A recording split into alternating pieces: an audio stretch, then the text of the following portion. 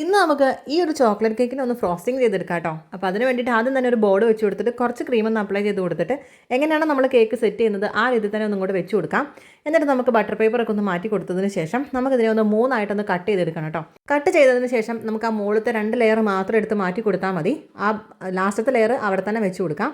എന്നിട്ട് അതിൻ്റെ മുകളിലേക്ക് നമുക്ക് ഇതുപോലെ കുറച്ച് ഷുഗർ സിറപ്പ് അപ്ലൈ ചെയ്ത് കൊടുത്തിട്ട് നമുക്കിതുപോലെ കുറച്ച് ക്രീം ഒന്ന് അപ്ലൈ ചെയ്ത് കൊടുക്കണം. അപ്പോൾ വിപ്പിംഗ് ക്രീമിനകത്ത് കുറച്ച് ചോക്ലേറ്റ് ഗനാഷ് ഇതേപോലെ ഒന്ന് ചേർത്തതാണ് ഈ ഒരു ഫില്ലിങ്സിന് വേണ്ടിയിട്ട് മാത്രം. അതുപോലെ നമുക്ക് ഒരു ബോർഡറും കൂടെ വെച്ച് കൊടുത്തിട്ട് നമുക്ക് അതിനകത്തേക്ക് കുറച്ച് ചോക്ലേറ്റ് ഗനാഷും കൂടെ ഒഴിച്ചു കൊടുക്കണം. എന്നിട്ട് കുറച്ച് ചോക്ലേറ്റ് ഗ്രേറ്റ് ചെയ്തതും കൂടി ഇതുപോലെ ഒന്ന് ആക്കി കൊടുത്തതിന് ശേഷം നമുക്ക് സെക്കൻഡ് ലെയർ ഒന്ന് വെച്ച് കൊടുക്കാം. അതിനുശേഷം നമുക്ക് നേരത്തെ ചെയ്തതുപോലെ തന്നെ ഷുഗർ സിറപ്പ് അപ്ലൈ ചെയ്ത് കൊടുത്ത് കുറച്ച് ക്രീമും കൊടുത്ത് അതേപോലെ ചോക്ലേറ്റ് ഗനാഷും പിന്നെ ചോക്ലേറ്റ് ഗ്രേറ്റ് ചെയ്തതും കൂടി ഇട്ടിട്ട് ലാസ്റ്റ് ലെയറും കൂടെ നമുക്ക് വെച്ച് കൊടുക്കാം കേട്ടോ. അതിനുശേഷം നമുക്ക് കുറച്ച് വൈറ്റ് ക്രീം തന്നെ എടുത്തിട്ട് നമുക്കിതിനൊന്ന് ക്രം കോട്ടിങ്ങും കൂടെ ചെയ്തെടുക്കാം. എന്നിട്ട് ഫ്രിഡ്ജിൽ വെച്ചതിന് ശേഷം ഇതിൻ്റെ ഫൈനൽ കോട്ടിംഗ് ഒക്കെ കൊടുക്കാം കേട്ടോ. വീഡിയോ ഇഷ്ടപ്പെട്ടെങ്കിൽ ലൈക്ക് ചെയ്യാനും പുതിയ ചാനൽ ഒന്ന് സപ്പോർട്ട് ചെയ്യാനും മറക്കല്ലേ.